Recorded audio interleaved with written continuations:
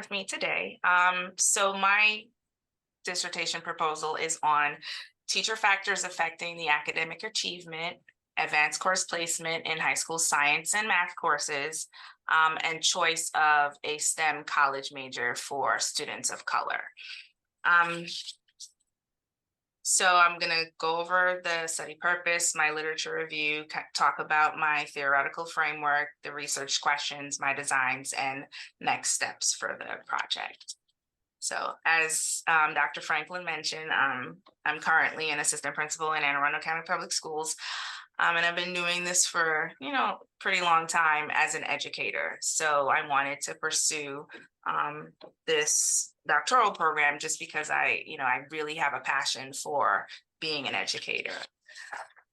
So I want to start off with this quote that kind of stood out to me by Rita Pearson. And she is a longtime educator. And she says, every child deserves a champion, an adult who will never give up on them, who understands the power of connection and insists they become the best they can possibly be. And I truly believe that statement. And I think as an educator who, I've worked in so many different schools, that's usually how I lead, right? As an educator, I want to make sure that I'm there to lift up the students who are in my classroom, who are in front of me. And now as an administrator, the kids who are on my caseload, like I'm there to support them and champion them in any way possible. And I truly believe that teachers are that gateway. So as I kind of started this program, some of the things that stuck out to me was working in all the various schools that I have worked in. It's been various levels of diversity. So I've worked in predominantly white schools with a predominantly white staff, to the other side of it, working in predominantly Black and Latino schools with a predominantly Black teaching staff. And so I've seen kind of the difference in how students are treated, kind of how students feel in those different environments. And especially when you look at the students who are considered to be the minority in any of those environments, those are the students who really I felt like, okay, we need to make sure we're doing more to support them. So I narrowed in to really focusing on students of color. And so students of color are considered to be Black or African American, Latino, non-white Latino students, Asian, Pacific Islander, Native American, American Indian students, and Alaska Native students. And so as of the 22-23 school year, 55.2% of students enrolled in K through 12 education were considered to be students of color. They fell into that category. By the year 2031, it is projected to be about 58% of that population of public school students will be students of color. However, currently, eight out of 10 of the public school teachers are white, and almost 8 out of 10 are also female. And so what we're seeing is that there's a risk for our students of color to not be taught by a teacher of color throughout their entire educational career. And for me, that was, again, surprising. I actually met a couple of students, when I taught some seniors a few years ago. I had a student who said to me, Miss Barrow, you're the first Black teacher I've ever had. She was a Black young lady. This is her last year in high school. And she was in public school her entire year. And so that kind of was interesting to me. And that's also another reason why I kind of dived in. I also looked into like really focusing on, okay, students of color, high school, because that's, my realm. And then also STEM. So my background is I'm a science teacher. I used to be a biology and chemistry teacher. And so of course, STEM is something is really important to me. And so looking at the data, we're seeing that there's a really big need for students who are educated in STEM, right? Who have that background and that passion for it. So within this decade, right, by 2030, so 2020 to 2030, there's going to be an increase in 1.1 million jobs. in the STEM field. So that's 13% of all the new jobs that are going to be existing in this country, right? So we want to make sure that we have students who are prepared to take on those jobs.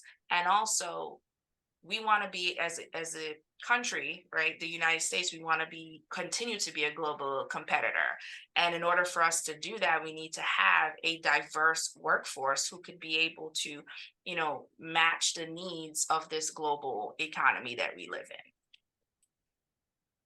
So one of the things, as I'm noticing and doing my research, the current system of education does not seem to be effective fostering these positive outcomes for all of our students. It seems like there's groups of students who are being left behind, right? There continues to be an achievement gap between white students and students of color. For example, on the 2019 National Math Assessment, right, for 8th grade students, it found that most students of color, with the exception of the Asian group as a whole, we're scoring like 24 to 32 points below what the white students are scoring.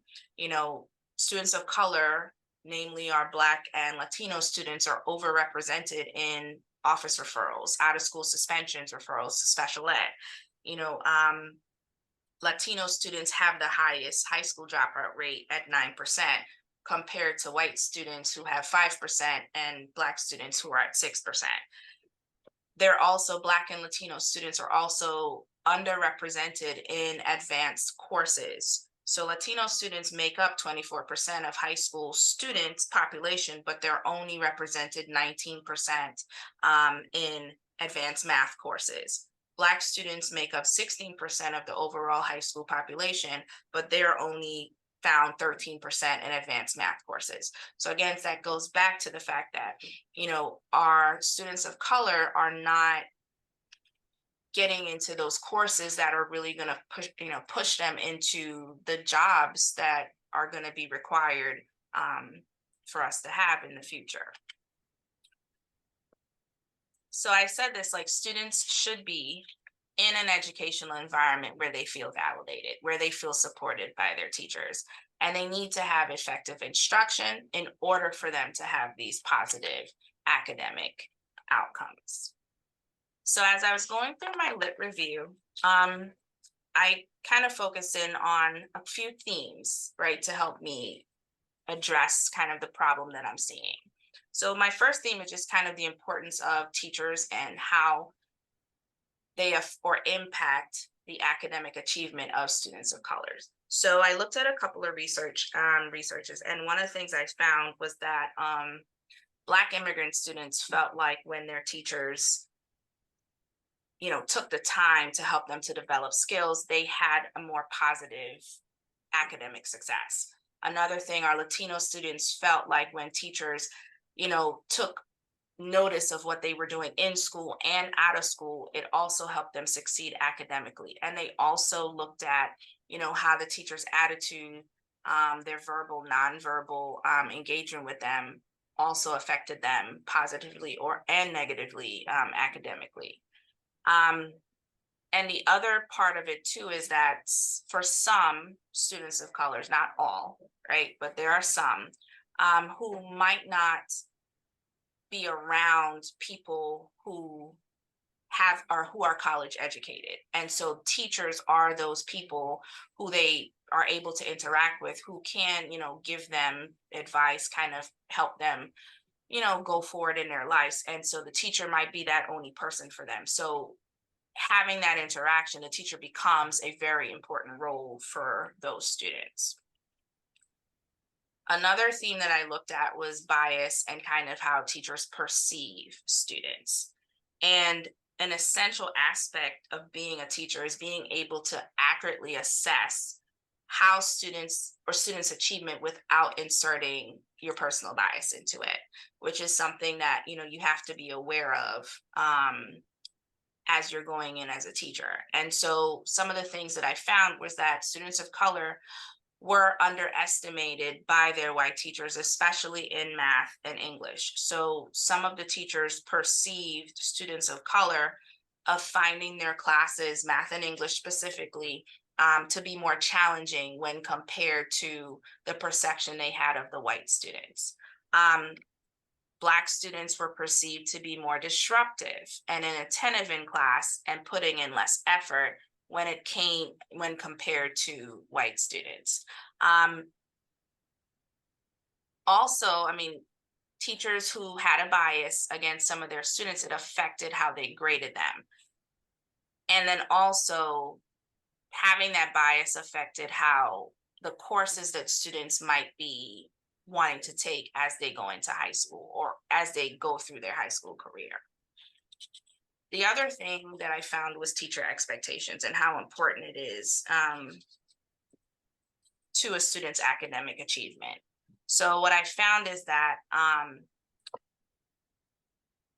teachers expect 58% of white students to graduate from college, but only expect 37% of Black students to earn a college degree. And when the study authors kind of looked at the data, they were able to find that it was fairly close, right? That then the actual data said 49% of those same students actually graduated college versus 29% of Black students. So it's pretty close, like what the teachers expected prior to the kids going into college actually kind of came out to be very close to happening. In 10th grade, it's really important when teachers had a higher level of expectation for how their kids were going to do. Students were 3 times more likely to graduate from college as compared to students whose teachers had a lower expectation of them. And then also, again, same thing, like teachers having lower academic expectations for students in 10th grade, it was linked to the kids having a lower GPA. And then also, that even continued up to, when they went to, as a senior, their GPA and their academic achievement was also lower. And the other theme I looked at was just how the importance of, or not the importance, but how student-teacher racial mismatch was, right? So a teacher, a white teacher having a white student, or a Black teacher having Black students, like how does that work? And what is the impact of having a teacher of the same race versus the teacher of a different race? And so kind of from the student's point of view, right? So Black and white students had an increased achievement in reading when they were assigned to a teacher of the same race during that one school year. And that happened for reading. And then Black, white, and Asian Pacific Islander students had that same kind of increase in math. Another study showed that Black students who were randomly assigned at least one Black teacher in elementary school were 13% more likely to graduate from high school and 6% more likely to graduate from enroll in college. And then on the student side, students felt like, of all races, had a more favorable perception of teachers of color than their white teachers, with them, all students kind of thinking that their Black and Latino students had a higher positive perception of those teachers. And then the last thing that I looked at was just kind of how our students, secondary students, are doing in STEM classes and their access to advanced coursework and also college enrollment. So kind of similarly, students of color, female students, are more likely to successfully matriculate through a STEM college major when they were taught by a teacher of the same race or a teacher of the same gender, especially like in their first semester of college. And of course, if students who had early access, even from like early high school, having access to advanced or Excel honors science courses, increased the likelihood that they were going to graduate from a STEM major and actually continue to work in science later on in their lives. Black students have a 7% chance of graduating with a STEM major if they attended a school with a majority white population. However, that percentage increased, almost more than doubled if they went to a high school where the majority of the students were students of color. So I had two theories to kind of help ground my work. And so I looked at the first one, which was cultural capital theory. And it really looked at how student teacher racial mismatch kind of adds a complication or affects the interaction between the student within the classroom and then how they're affected academically. And then the other one, which was kind of the major one that I looked at, was critical race theory. So we really looked at how racism can present some challenges within education. And specifically looking at one of the tenets of critical race theory, which was the whiteness as property. And really looking to see like how students are selected and admitted into honors, gifted programs, advanced placement courses, and how it seems like that selection process, that enrollment process, kind of guarantees that students of color will have no access or limited access to those high quality curriculums to them, which will prepare them for college, and especially in the STEM fields, getting them to those higher paid job opportunities as well. So I focused on two different research questions. The first one was how do teacher factors, specifically looking at beliefs, teacher beliefs, their expectations, how they treat students fairly, teacher values, whether or not they have high standards for the students, whether or not they believe students work hard or the teachers work hard, and how the teachers encourage them. Those were kind of the teacher factors that I looked at, and how those factors may affect the placement of high school students in advanced courses, so AP, IB, and dual enrollment, their academic achievement, which specifically their GPA, grade point average, in math and science classes, and then whether or not like how those same teacher factors affected whether or not students chose a STEM major as their first choice in college. And then specifically, I wanted to see, are there racial differences in the level of effect for placement in the courses, their academic achievement, and choice of college? The second question I wanted specifically to look at, like, how does student-teacher racial mismatch in ninth grade affect the placement of high school students of color in advanced courses, their GPA, and as well as their first choice of a STEM major. And so specifically really looking at, does the race of a teacher make a difference in the educational trajectory of a student of color? So I am utilizing the data from the high school longitudinal study 2009. And that particular study really examined a variety of factors that influence students' educational related choices from secondary to their post-secondary year. And so I'll be conducting a non-experimental quantitative research study, just analyzing that data, utilizing the data from the initial base year, 2009, the first follow-up, 2011, 2012, and then the second follow-up in the spring of 2017. And I will be analyzing the data using linear regression using the SPSS software package.